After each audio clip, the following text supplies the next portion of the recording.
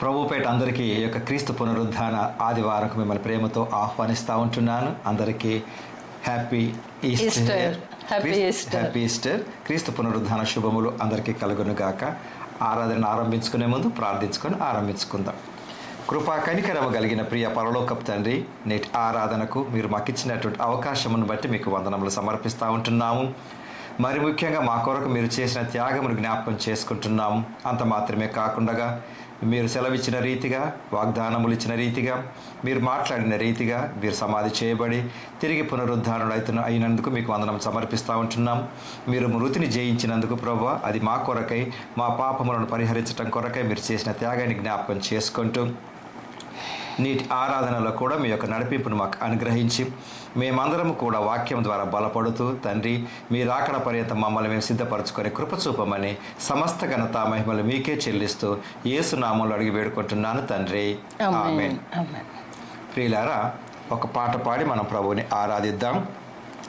యూదా రాజసింహం తిరిగి లేచేను అనే పాటను మనం అందరం పాడుకుందాం.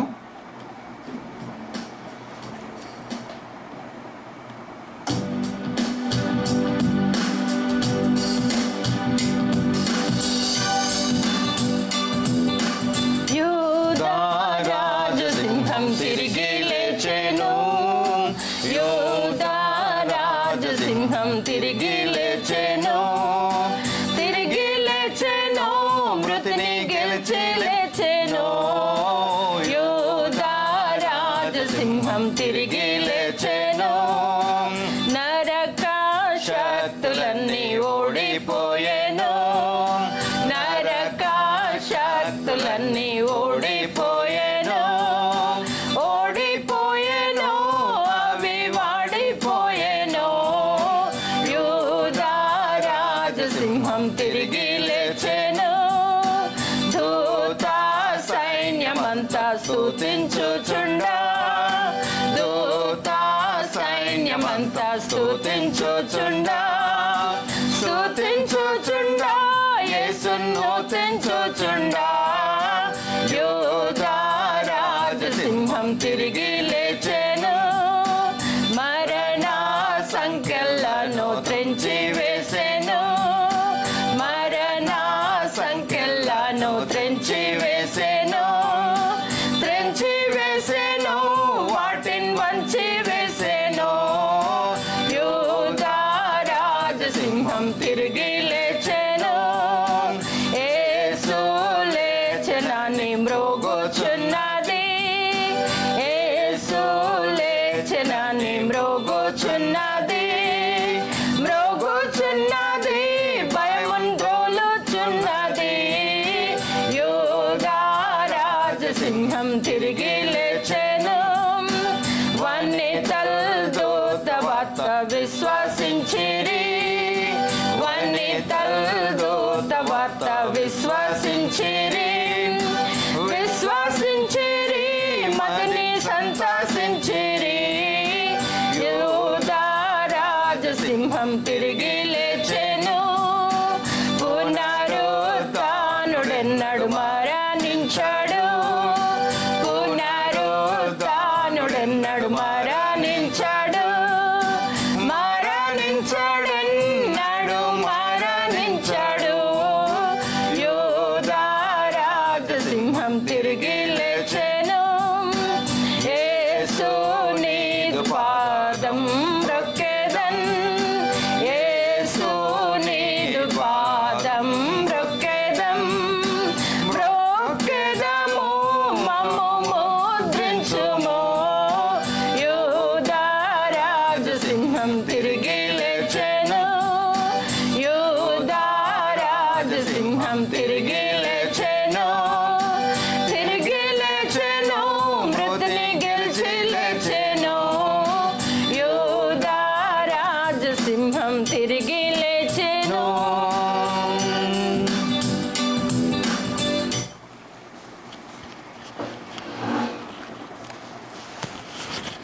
ప్రియులారా, క్రీస్తు పునరుద్ధానం, ఈస్టర్, దీన్ని మనం ఈ రకంగా ఆరాధన జరుపుకోవటానికి ప్రభు మనకిచ్చినటువంటి కృప కొరకై ప్రభుకు వందనములు. ప్రియులారా, సిలువ వేయబడిన క్రీస్తు సమాధి చేయబడ్డాడు.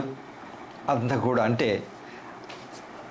పాపముల నుంచి విడుదలను అనుగ్రహించడం కొరకు క్రీస్తు ఈ లోకానికి శరీరధారి అయి దేవుడు ఆయన కుమారుణ్ణి పంపాడు. శరీరధారిగా ఈ లోకంలో వచ్చినప్పుడు ఆయన సత్యాన్ని ప్రకటిస్తూ వస్తున్నాడు. పాపం గురించి, నీతి గురించి, పరలోకం గురించి మాట్లాడుతుంటున్నప్పుడు ఇక్కడ ఉన్నటువంటి పరిచయులకు, శాస్త్రులకు అది నచ్చక ఆయన ఎలాగూ సంహరింతుమా అని అనేకులు అనుకున్నారు, సిలువ వేసినారు. కానీ సిలువ వేసి ఒకవేళ ఆయనే గనక సమాధిలోనే ఉండి ఉన్నట్లయితే మనకు విడుదల, విమోచన కలిగి ఉండేది కాదు. అయితే ఎన్నో సంవత్సరాల క్రితము, అంటే అంచనా ప్రకారం 2000 సంవత్సరాల క్రితం యేసు ప్రభు ఈ లోకానికి వచ్చినాడు, కల్వరి శిలువ పైన ప్రాణం పెట్టినాడు, సమాధి చేయబడ్డాడు. అది జరిగినటువంటిది. అంటే పునరుద్ధానుడు కూడా అయినాడు. కానీ ఈ యొక్క సత్యాన్ని ఎందుకు అందరూ గ్రహించలేకపోతున్నారు అనే విషయాన్ని కనుక వచ్చినట్లయితే సత్యము ఎప్పుడు కూడా అందరికీ కూడా అంత సులువుగా అంగీకరించే విధంగా ఉండదు. సరే, ఏది ఏమైనా ఆ రోజు జరిగినటువంటి చారిత్రాత్మకమైన సంఘటనలు కొన్ని జ్ఞాపకం చేసుకుందాం. అంత మాత్రమే కాదు, అసలు మరి దానిని గ్రహించినటువంటి వ్యక్తుల గురించి కూడా వాక్యం ఏం చెప్తుంది, అంటే పరిశుద్ధ గ్రంథం ఏం చెప్తుంది అనే విషయాన్ని కనుక వచ్చినట్లయితే అసలు ఈ పునరుద్ధానుడు ఎందుకు కావాల్సి వచ్చిందనే విషయం కనుక చూసినట్లయితే అపోస్తలుడైన పౌలు కొరింథీ సంఘానికి రాసిన మొదటి పత్రిక, అపోస్తలుడైన పౌలు కొరింథీ సంఘానికి రాసిన మొదటి పత్రిక 15వ అధ్యాయం 20వ వచనంలో, ఇప్పుడైతే నిద్రించిన వారిలో ప్రథమ ఫలముగా క్రీస్తు మృతులలో నుండి లేపబడి ఉన్నాడు. మనుష్యుని ద్వారా మరణము వచ్చెను గనుక మనుష్యుని ద్వారానే మృతుల పునరుద్ధానమును కలిగెను. ఇది ఏదెను తోటలో తొలి మానవుడైనటువంటి ఆదాము చేసుకున్నటువంటి అంటే పొరపాటు. దేవుడి యొక్క ఆజ్ఞను మీరి తినకూడదనేటువంటి వృక్ష ఫలములు తిన్నాడు. ఆదికాండము 2:17 ప్రకారము ఈ వృక్ష ఫలములు తినకూడదు, తినుదినమున మీరు నిశ్చయముగా చచ్చెదరు అని చెప్పాడు. అంటే అది ఆధ్యాత్మికమైనటువంటి ఆత్మ గురించి ప్రస్తావన మాట్లాడినాడు దేవుడు, ఆదాముకు చెప్పినాడు. అంటే ఏంటి, మీరే గనక పండు నేను తినకూడదనేటువంటి వృక్ష ఫలమును తిన్నట్లయితే, నా మాటను మీరు మీరినట్లయితే మీరు మృతి పొందుతారన్నది శారీరకమైనటువంటి మృతి కాదండి. శారీరకమైనటువంటి మృతి అందరికీ సంభవిస్తుంది. కానీ ఆత్మ విషయమై దేవుడు మాట్లాడినటువంటి మాటలలో అయితే మరి పండు తినగానే వాళ్ళు చనిపోయినారంటే ఆత్మలో చనిపోయినారు, ఆత్మ దీపం ఆరిపోయింది. ఇప్పుడు తర్వాత యేసు ప్రభు ఇక పునరుద్ధానం ద్వారా తిరిగి మనము చనిపోయినటువంటి ఆరిపోయినటువంటి ఆ దీపాన్ని దేవుడితో అంటించటం కొరకు, దేవుడితో వెలిగించటం కొరకు, దేవుడితో అంటుకట్టి ఉండటం కొరకు క్రీస్తు యొక్క పునరుద్ధానము మనకు సహాయం చేసింది. అయితే మన్నుతో చేయబడినటువంటి శరీరం మన్నులో కలిసిపోతుంది, మట్టికి అయిపోతుంది. ఆత్మ దేవుడి చెంతకు చేరుతూ ఉంటుంది. ఈ నేపథ్యంలో ఒక వ్యక్తి ఈ లోకంలో జీవించినంత కాలం కూడా ఇప్పుడు పాపములో పుట్టినటువంటి ప్రతి ఒక్కరికి ఈ పునరుద్ధానము ద్వారా, క్రీస్తు పునరుద్ధానము ద్వారా నిత్యరాజ్యం నాకు సంక్రమిస్తుంది. అది మాట్లాడుతున్నాడు. ఇప్పుడైతే నిద్రించిన వారిలో ప్రథమ ఫలముగా క్రీస్తు మృతులలో నుండి లేపబడి ఉన్నాడు. క్రీస్తు మృతుడు కాడు. ఆయన ఎందుకు మృతులలో నుండి బయటికి రావాల్సి వచ్చింది అని అంటే, మనుష్యుని ద్వారా మరణం వచ్చిన గనుక మనుష్యుని ద్వారానే మృతుల పునరుద్ధానమును కలిగాను. ఏ మానవుని పాపము ద్వారానైతే ఈ మానవ జీవితము మృతులలో ఉంటుందో దీనిని పునరుద్ధానం చేయటం కొరకే క్రీస్తు మృతుడై, సరే ఏ రకంగా చనిపోయినాడు, సిలువ వేయబడి, మృతి పొంది, సమాధి చేయబడి తిరిగి లేవటం అన్నది నాకు కూడా పునరుద్ధానమును అనుగ్రహించింది. అది తండ్రి అయిన దేవుడితో నేను నిత్య నివాసంలో ఉండటం కొరకు. ప్రియులారా, అది అయితే ఆదామునందు అందరూ ఎలాగూ మృతి పొందుచున్నారో అలాగుననే క్రీస్తునందు అందరూ బ్రతికింపబడుదురు. ప్రతి వాడును తన వరుసలోనే బ్రతికింపబడును. ప్రథమ ఫలము క్రీస్తు, తరువాత క్రీస్తు వచ్చినప్పుడు ఆయన వారు బ్రతికింపబడుదురు. చూడండి, ఆ ధైర్యమే ఈ యొక్క పరిశుద్ధ వాక్యమును విశ్వసించినటువంటి వారికి ఎంతో ఊరట కలిగిస్తుంది. ఏంటి అది అంటే, నేను చనిపోయినప్పటికీ కూడా తండ్రి అయిన దేవుని క్రీస్తు రెండవసారి వచ్చినప్పుడు మనమందరం లేపబడతావు అన్న అదే పునరుద్ధాన దినము యొక్క శక్తి, పవర్ ఆఫ్ రిజరక్షన్. అయితే ప్రియురారా ఏం జరుగుతూ ఉంటుంది అన్న విషయాన్ని కనుక వచ్చినట్లయితే, క్రీస్తు పునరుద్ధానుడైనాడు, నో డౌట్. అది ఒప్పుకున్నటువంటి వారందరికీ కూడా ఇది వర్తిస్తుంది. అసలు లేదు, నాకు అసలు సంభవించదు, దానికి ఎవరమేమి చేసేది లేదు. క్రీస్తు పునరుద్ధానుడు అయినాడా? అయినాడు. దానికి సాక్ష్యాలు ఏంటి? పరిశుద్ధ గ్రంథంలోని సువార్తల పాఠములలో, అంటే సువార్తలుగా పిలువబడుతున్నటువంటి మత్తయి, మార్కు, లూకా, యోహాను, ఈ 4 సువార్తలలో కూడా ఆయన మరణము, పునరుద్ధానం. సరే, నలుగురు వేరువేరుగా తమ అభిప్రాయాలను వెల్లడిపరిచినప్పటికీ కూడా అవి వ్రాయబడి ఉన్నాయి. ఇందులో కొన్ని చూద్దాం మనం ఇప్పుడు. లూకా సువార్త 24వ అధ్యాయం. లూకా సువార్త 24వ అధ్యాయంలో ఏం జరిగింది? 4వ వచనం కనుక చూసినట్లయితే, ప్రభువైన యేసు దేహము వారికి కనపడలేదు. సమాధి చేసినారు, సాంప్రదాయబద్ధంగానే చేసినారు. ఇందుని గూర్చి వారికి ఏమీ తోచకుండగా ప్రకాశమానమైన వస్త్రములు ధరించిన 2 మనుషులు వారి యొద్ద నిలవబడి వారి భయపడి ముఖములను నేల మోపి ఉండగా, వీరు సజీవుడైన వానిని మీరెందుకు మృతులలో వెతుకుచున్నారు? ఆయన ఇక్కడ లేడు, ఆయన లేచి ఉన్నాడు. వీరికి సమాధి చేయబడినటువంటి ప్రాంతమునకు వెళ్ళి సమాధులలో తిరిగి ఎవరు వెళ్ళినారన్నది చూద్దాం. స్త్రీలు వెళ్ళి అంటే సాంప్రదాయాల ప్రకారంగా 3వ రోజు తిరిగి ఆ యొక్క దేహానికి కొంచెం సుగంధ ద్రవ్యాలు పూయటం ఆనవాయిగా ఉంటున్నప్పుడు వెళ్ళారు. ఆయన సమాధి అంటే యేసుప్రభు ఇక్కడే ఉంటాడు, ఆ యొక్క దేహానికి మనం తిరిగి చేయవలసినటువంటి కొన్ని సాంప్రదాయాలు చేద్దామని అనుకున్నప్పుడు ఆయన అక్కడ లేడు. ప్రియులారా, అది జరిగిన స్టోరీ, జరిగిన చరిత్ర. కానీ దాని అన్వయింపు ఏంటండి అని అంటే, ఈరోజు కూడా ఇంకను కొద్దిమంది క్రీస్తును చనిపోయిన వారి స్థానంలో వెతుకుతూ ఉంటున్నారు. ఆయన ఇక్కడ లేడు. ఇప్పుడు వాక్యం మనకేం చెప్తా ఉంటుంది? ఆయనను మృతులలో మీరెందుకు వెతుకుతున్నారండి? ఆయన బ్రతికున్నాడు. బ్రతికున్న ఆయనను ఇక శవాల మధ్యలో ఎందుకు వెతుకుతూ ఉన్నారు మీరు? ఆయన ఇక్కడ లేడు. ఇప్పటికీ కూడా దీనికి ఎక్స్పర్ట్స్ అంటే ఎవరండి అని అంటే, దైవ జ్ఞానం అత్యధికముగా కలిగి పరలోక జ్ఞానము చేత ప్రతిదాన్ని కూడా క్షుణ్ణంగా ఆలోచించేటటువంటి వ్యక్తులు పలికేటటువంటి కొన్ని మాటలు ఏంటంటే, ఈరోజు కూడా కొద్ది మందిని క్రీస్తును, ఇంకా ఆయన సజీవుడు, ఆయన జీవం కలిగి ఉన్న వ్యక్తిని మృతులలో ఉన్నట్టుగానే చేర్చి మాట్లాడటం జరుగుతూ ఉంటుంది. ఆ దేవుడే గనక ఉన్నట్లయితే, ఆ యేసే గనక ఉన్నట్లయితే అని అంటుంటాం కదండి. ఆయనే గనక ఉన్నట్లయితే అనే మాటలు సరే ఆవేశంలోనో సరే అమాయకంగానో ఏ రకంగా వచ్చినా ఆ మాటకు భావం ఏంటి? ఎక్కడికి వెళ్తుంది ఆ మాటకు భావం? అంటే ఆయన లేడండి అనే ధోరణిలో, లేడండి అనే ఉద్దేశపూర్వకంగా అంటే అన్కాన్షియస్లీ పలికినప్పుడు ఆయన ఏంటంటే, ఆయన లేడు అంటే జీవించి లేడు అనే అర్థంతో ఒక్కొక్కసారి మానవుల యొక్క తలంపులు అటు ఇటు వెళ్ళే అవకాశం లేకపోలేదండి. బట్ ఈరోజు నాకు ధైర్యంగా కలిగించేటటువంటి మాట ఏంటి? ధైర్యాన్ని పుట్టించేటటువంటి మాట ఏంటి? ఆయన మృతులలో లేడు, ఆయన సజీవుడు. ఆ ధైర్యం నాకు కావాలి. ఏంటండి? నా దేవుడు సజీవుడు, నాకు జీవమునిచ్చినటువంటి దేవుడు సజీవుడు. ఆయన ఉన్నాడు. ఆయన ఎక్కడున్నాడు? ఆత్మరూపకంగా ఉన్నాడు. తండ్రి అయిన దేవుని చెంతనున్నాడు. ఆత్మ మనకు అగుపడదు. కాబట్టి ఆయనను మృతులలో వెతకకుండగా నేను సజీవుడన్న ధైర్యం నాకు ఉండాలి. ఉదాహరణకి మనము సరే మన బంధువులేమి, మన పిల్లలేమి, మన ఎవరైనా కూడా స్కూల్కి వెళ్ళినప్పుడు ఏంటండి మన యొక్క ఆశ ఏంటి? స్కూల్కి వెళ్ళాడు, ఇంటికి వస్తారు పిల్లలు. పెద్దవాళ్ళు అయితే ఆఫీస్కి వెళ్ళారు, ఇంటికి వస్తారు. అంతే కదండి. ఓకే, ఆయన బ్రతికున్నాడు, ఆఫీస్కి వెళ్ళాడు, ఇంటికి వస్తాం, అది మన నమ్మకం. కానీ ఒకవేళ లేని వ్యక్తులు, మన తాతలు ఎవరు, ఇంకా ఎల్డర్స్ ఎవరు ఉన్నారు, ఆయన లేడు కదా, ఆయన రాడిక.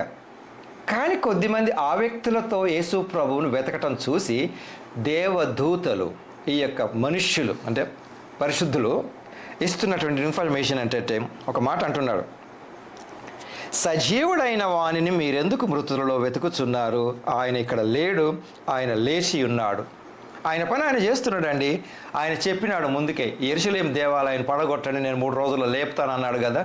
సేమ్ వే వాక్యం వింటున్న ప్రతి ఒక్కరు కూడా చూడండి, ఎంతమంది వాక్యం వింటున్నప్పటికీ ఒక్కొక్కరు తీసుకుంటున్నటువంటి ఆ ఉద్దేశం, ఆ నిర్ణయాన్ని బట్టి ఈ వాక్యము నా జీవితంలో పనిచేయటం మొదలు పెడుతుంది. అంతే. నేను ఇప్పుడు వాక్యాన్ని చెప్తా ఉంటున్నాను, ఆయన బ్రతికున్నాడు, ఆయన మృతుడు కాదు అన్నప్పుడు దానిని నేను ఏ రకంగా అగైన్ అర్థం చేసుకుంటున్నాను, ఏ రకంగా దాన్ని అన్వయించుకుంటున్నాను అన్న దాని ప్రకారమే నా జీవితం ఆధారపడి ఉంటుంది. వాక్యం వివరించుకుంటున్నప్పుడు, వాక్యాన్ని చూస్తున్నప్పుడు, వాక్యాన్ని స్వీకరిస్తుంటున్నప్పుడు వాక్యము తప్పులు లేవు. తప్పులు వెతకడానికి నేను చూసినట్లయితే నాకు అది ఎప్పటికీ అర్థం కాదు, తప్పే కనపడుతుంది, ఎప్పుడు అర్థం కాదు. సో అదే రకంగా ఇప్పుడు ఆయన ఇక్కడ లేడు, సజీవుడు. సజీవుడిని మృతులలో ఎందుకు వెతుకుతున్నారు అన్న సత్యాన్ని మనం గ్రహించాలి. క్రీస్తు పునరుద్ధాన దినము అంటేనే ఇది. ఆయన లేచాడు, సమాధులలో లేడు, ఆ ఖాళీ సమాధి ఉంది. కాబట్టి ఖాళీ సమాధిలో నాకు క్రీస్తు అగుపడడు, ఆయన సజీవుడు అయినట్టు. కాబట్టి ఆయనని సజీవుడిగానే నేను గుర్తించగలగాలి. లూకాసు వార్తలో జరిగినటువంటిది ఇది. తర్వాత ఏం చేసినారు? మనుష్య కుమారుడు పాపిష్టులైన మనుషుల చేతికి అప్పగింపబడి సిలువ వేయబడి 3వ దినమందు లేవవలసి ఉన్నదని ఆయన మీతో చెప్పిన మాట జ్ఞాపకము చేసుకున్నాడని వారితో యేసుప్రభు పలికినాడు ఆల్రెడీ. నాకు ఈ రకంగా జరుగుతుందన్నాడు. ఆయన మాట తప్పని దేవుడు మాటను నెరవేర్చినాడు. అప్పుడు వారు ఆయన మాటలు జ్ఞాపకం చేసుకొని సమాధి యొద్ద నుండి తిరిగి వెళ్ళి ఈ సంగతులన్నీ 11 కూరుకు శిష్యులకును తక్కిన వారందరికీ తెలియచేసి, సమాధి నొద్దకు వచ్చినటువంటి స్త్రీలు చేసినటువంటి పని ఏంటంటే క్రీస్తు యొక్క పునరుద్ధానమును శిష్యులకును మరి తక్కిన వారందరికీ కూడా తెలియపరిచినారు. ప్రియులారా, మనము ఆరాధిస్తున్నటువంటి దేవుడు యేసు ప్రభువును రక్షకుడిగా స్వీకరించినటువంటి వారందరికీ ఈ సత్యం అయినప్పటికీ మరొకసారి గత కాలంలో నేను ఎప్పుడైనా సజీవుడైనటువంటి దేవుణ్ణి, సజీవుడైనటువంటి క్రీస్తును మృతులలో వెతికేటటువంటి సందర్భంగా నేను ఎప్పుడైనా నా మాటలు విడిచిపెట్టినానా అని ఆలోచించుకోవాలి. అంతేకాదండి, ఇక యోహాను సువార్త 20వ అధ్యాయంలో యోహాను గారు రాసినటువంటి విషయం ఈయన. ఆదివారం ఇంకను చీకటిగా ఉన్నప్పుడు మగ్దలేనే మరియ పెందలకడ సమాధి యొద్దకు వచ్చి సమాధి మీద ఉండిన రాయి తీయబడి ఉండుట చూచెను గనుక ఆమె పరుగెత్తి, ఇక్కడ మగ్దలేని మరియ వచ్చింది అంటే ఆమెతో పాటు వేరే వాళ్ళు కూడా ఉంటారు, వచ్చి ఏం చేయబడితే సీమోను యొద్దకు వెళ్ళి పరిగెత్తి సీమోను పేతురుడి యొద్దకును యేసు ప్రేమించిన ఆ మరి యొక్క శిష్యుని యొద్దకు వచ్చి, చూడండి ఈ యొక్క యేసుప్రభు ఆల్రెడీ చెప్పినాడు నేను తిరిగి లేస్తానని. అంత త్వరగా ఎవరు నమ్మలేకపోయినారు. వెళ్ళి యేసు ప్రభు సమాధిలో లేడు, ఎత్తుకొని పోయినాడని చెప్పినప్పుడు వెంటనే వీళ్ళంతా పరుగెత్తుకొని వచ్చినారని. ఇక్కడ మన 3 వ్యక్తులు ముఖ్యమైన వ్యక్తులుగా చూద్దాం ఎవరెవరు అన్నది. సీమోను యొద్దకు వెళ్ళి చెప్పినప్పుడు చూడండి, అంతటా సీమోను కాబట్టి పేతురు ఆ శిష్యుడును బయలుదేరి సమాధి యొద్దకు వచ్చిటి. ఓకే, పేతురు కంటే వారిద్దరు కూడి పరిగెత్తుతుండగా ఆ శిష్యుడు పేతురు కంటే త్వరగా పరిగెత్తి ముందుగా సమాధి యొద్దకు వచ్చారు. ఇక్కడ పేతురు ఒక వ్యక్తి, ఇంకొక వ్యక్తి ఆ పేరు ఇక్కడ లేదు, సరే ఆ వ్యక్తి మగ్దలేని మరియ. 3. మగ్దలేని మరియ ముందొచ్చింది, చూసింది, వెళ్ళి సీమోనుకు ఆ శిష్యునికి చెప్పింది. వాళ్ళిద్దరు పరిగెత్తుకుంటూ వచ్చినారు, మగ్దలేని మరియ వస్తుంది. ఇప్పుడు ఇద్దరు పరిగెత్తుకుంటూ వచ్చినారండి. ఇక్కడ కూడా దీని సందర్భంగా సజీవుడైనటువంటి క్రీస్తు గురించి ఉన్న ఆరాటము, ఆవేశము, ఆతృత ఏ రకంగా ఒక్కొక్కరి జీవితంలో పనిచేసిందో ఈ వ్యక్తిత్వాలను మనం గమనిద్దాం. వీళ్ళిద్దరు పరిగెత్తుకుంటూ వచ్చినారు కదా, పేతురు కంటే ఇంకొక ఆయన త్వరగా పరిగెత్తుకున్నాడు. కానీ అతను ఎంతవరకు వచ్చినాడు చూడండి.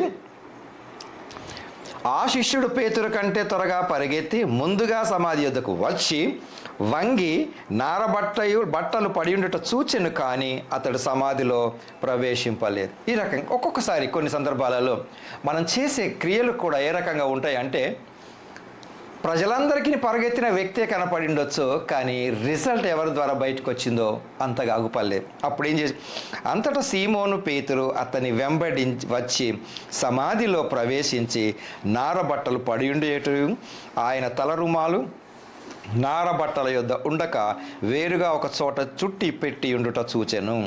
అప్పుడు మొదట సమాధి యొద్దకు వచ్చిన ఆ శిష్యుడు లోపలికి పోయి చూచి నమ్మాను. చూడండి, ప్రజలకు ఎవరు కనపడ్డారు? పరిగెత్తుకొచ్చిన వ్యక్తి కనపడ్డాడు. పోయింది ఎవరు? పేతురు ద్వారానే తిరిగి ఆ వ్యక్తికి తెలిసింది. తర్వాత ఆయన మృతులలో నుండి లేచుట అగత్యమను లేఖనమును వారింకను గ్రహింపరైరి. అంతటా ఆ శిష్యులు తిరిగి తమ వారి యొద్దకు వెళ్ళారు. ఇది ఇక్కడ అయిపోయింది. చూశారు, పోయారు, వెళ్ళిపోయింది.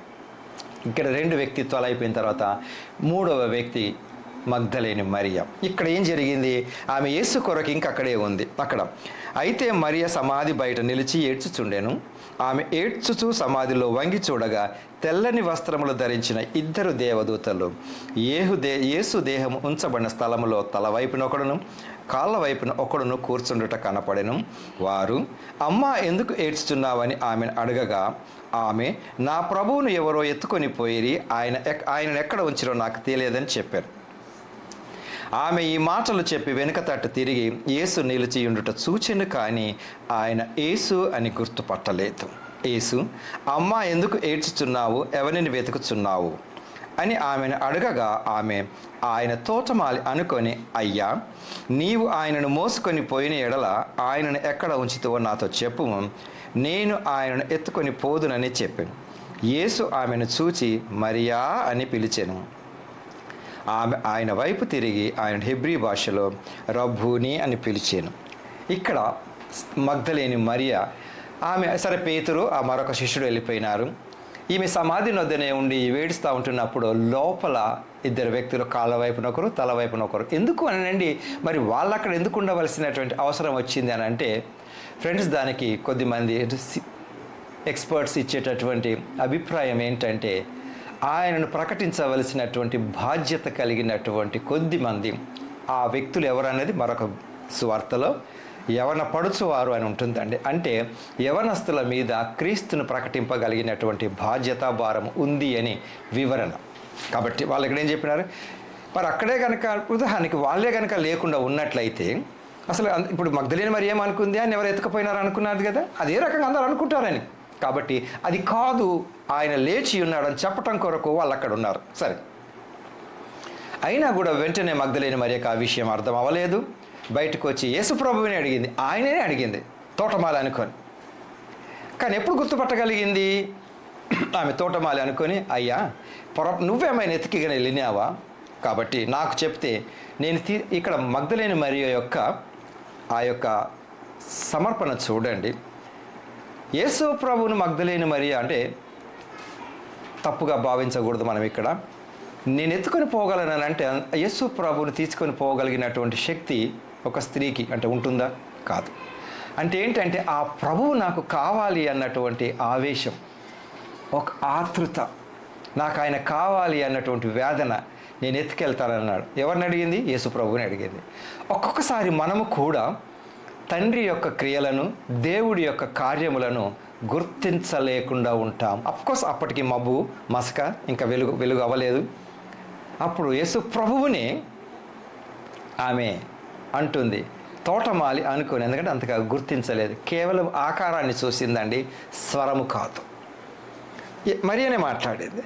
నువ్వేమైనా ఎత్తుకొని కనుక వెళ్ళినట్లయితే నాకు చెప్పు, నువ్వు ఎక్కడ దాచినావో చెప్పు, నేను తీసుకెళ్తానని. అప్పుడు యేసు ప్రభు మరియా అని పిలుస్తాడు. ఆమెను పిలుస్తాడు చూడండి. అందుకు యేసు, అమ్మా ఎందుకు ఏడ్చుచున్నావు, ఎవరిని వెతుకుచున్నావని ఆమెను అడగగా తోటమాలి అనుకొని అయిపోయింది. 16వ వచనం, యేసు ఆమెను చూచి మరియా అని పిలిచాను. ఇక్కడ వెంటనే యేసు ప్రభువు పిలిచిన పిలుపు విధానమును బట్టి ఆయన యేసు ప్రభువే అని గుర్తెరిగిందండి. అది ఎలాగండి అంటే ఆ స్వరముతో ఆమెకున్నటువంటి సంబంధం, సహవాసం, కమ్యూనికేషన్, ఫెలోషిప్ అప్పుడు ఈజీగా గుర్తుపట్టగలిగిందండి. అప్పుడు వెంటనే నువ్వే నా ప్రభు అని ఆమె ఆయనను రబ్బూని అని బోధకుడా. కాబట్టి ప్రియులారా, వాక్యం నాకు అర్థం అవటం కొరకు వాక్యంతో నాకు సహవాసం కావాలి. అంతేకాదు సహవాసము నాకు కావాలి. అక్కడ అనుదినం ఏదో ఒక రకంగా ప్రతి ఆదివారం ఏమి, ఆయా బైబిల్ స్టడీస్ ఏమి, ఈ స్క్రిప్చర్ నాకు అర్థం అవ్వటం కొరకు చక్కగా నాకు ఫెలోషిప్ కావాలి. చూడండి, మసకగా ఉన్నప్పటికీ కూడా స్వరాన్ని బట్టి గుర్తుపట్టగలిగింది. ఆ స్వరము ఆయన లేచినాడని ఆమె గుర్తెరిగింది. కాబట్టి ప్రియులారా, ఇక్కడ యొక్క పునరుద్ధానం యొక్క శక్తి యొక్క విషయం ఏంటిదనంటే, యేసు ప్రభువే గనక ఒకవేళ పునరుద్ధానుడై లేచి ఉండకుండా ఉన్నట్టయింటే అపవాది గెలిచేవాడు. కానీ అపవాదికి ఎప్పుడూ ఓటమేనండి. వాడు ఎన్ని ప్రయత్నాలు చేసిన యేసు ప్రభువును మరణాన్ని ఆపలేకపోయినాడు. పునరుద్ధాన శక్తి వలన యేసు పునరుద్ధానుడైనాడు, దాన్ని ఆపలేకపోయినాడు. ఈ పునరుద్ధాన శక్తి వలననే, పునరుద్ధానం అనే శక్తి వలననే ద పవర్ అపవాది ఓడిపోయినాడు. బట్ స్టిల్ వాడు ప్రయత్నాలు వాడు చేస్తూ ఉంటుంటాడు. కాబట్టి ఫ్రెండ్స్, పునరుద్ధాన శక్తి, అపపుస్తకుడైనటువంటి పౌలు గారు కానీ మిగతా శిష్యులు కూడా పునరుద్ధాన శక్తి వలన, ద పవర్ ఆఫ్ రిజరెక్షన్, అందులో ఉన్నటువంటి శక్తి చాలా గొప్పది. మిగతా అన్నిటి శక్తుల కంటే దేవుడు ఈక్వలే, కానీ పవర్ ఆఫ్ రిజరెక్షన్, ఆయనే గనుక ఒకవేళ సమాధిలో నుండి బయటికి రాకుండా గనుక ఉన్నట్లయితే అపవాది ఎంతగా వెక్కిరించేవాడు. అసలు అపవాది అన్నవాడిది అది ఆధిపత్యం ఉండేది. ఆయన గెలవలేదు, మాటలు అన్నాడని చెప్పి నేనే సత్యం అనుకునేవాడు. కానీ ఆ పునరుద్ధాన శక్తి అపవాదిని ఓడించినాడు. మరణమా నీ ముళ్ళు ఎక్కడ అన్నాడు. తర్వాత వాగ్దానం ప్రకారం చేసి దేవుని యొక్క మాట ప్రకారం 3వ దినమున లేచిన ప్రభు అయినటువంటి యేసుక్రీస్తు మనకున్నాడు. ఆయన సజీవుడు, మృతులలో వెతకకూడదు. ఓకే, అంతేకాదండి, నిరీక్షణ ఏంటంటే ఆదాము ద్వారా మృతి పొందిన మనము క్రీస్తు పునరుద్ధానము ద్వారా మనందరికీ కూడా పునరుద్ధానం ఉంటుంది. ఆ కృప ఇచ్చినందుకే దేవుడికి మనం వందనాలు చెల్లించుకోవాలి. ప్రార్థించుకుందాం. ప్రేమ కనికరం కలిగిన ప్రియ పరలోకపు తండ్రి, మీ పునరుద్ధానమును బట్టి మీకు వందనములు, మీ పునరుద్ధాన శక్తిని బట్టి మీకు వందనములు సమర్పిస్తుంటున్నాము. మీ పునరుద్ధానం వలన నేను మాకును పునరుద్ధానం అనుగ్రహించినందుకు మీకు వందనములు సమర్పిస్తుంటున్నాము. ప్రభువా, ఈ సత్యాన్ని గ్రహించి మేమందరము నిత్యరాజ్యంలో కూడా పునరుద్ధానులుగా మీతో ఉంటామనే విశ్వాసాన్ని, నిరీక్షణను మాకు అనుగ్రహించినందుకే మీకు వందనాలు సమర్పించుకుంటూ, ఈ లేఖనములను గ్రహింపలేకున్నటువంటి వారికి కూడా మీ యొక్క పరలోక జ్ఞానం చేత గ్రహించే కృప దయచేయండి. ఆటంకములు ఎదుర్కోగలిగిన శక్తిని దయచేయండి. అపవాది నోరు మోయించి ప్రభువా, మీ సత్యాన్ని, మీ యొక్క పునరుద్ధానమును అనేకులు తెలుసుకొని కృప చూపమని సమస్త ఘనతను మీకే చెల్లిస్తూ యేసునామమున వేడుకుంటున్నాను తండ్రి, ఆమేన్. మంచిదండి, తిరిగి కలుసుకొని పర్యంతము ప్రభు కృప మనకు తోడైండును గాక. ఆమేన్.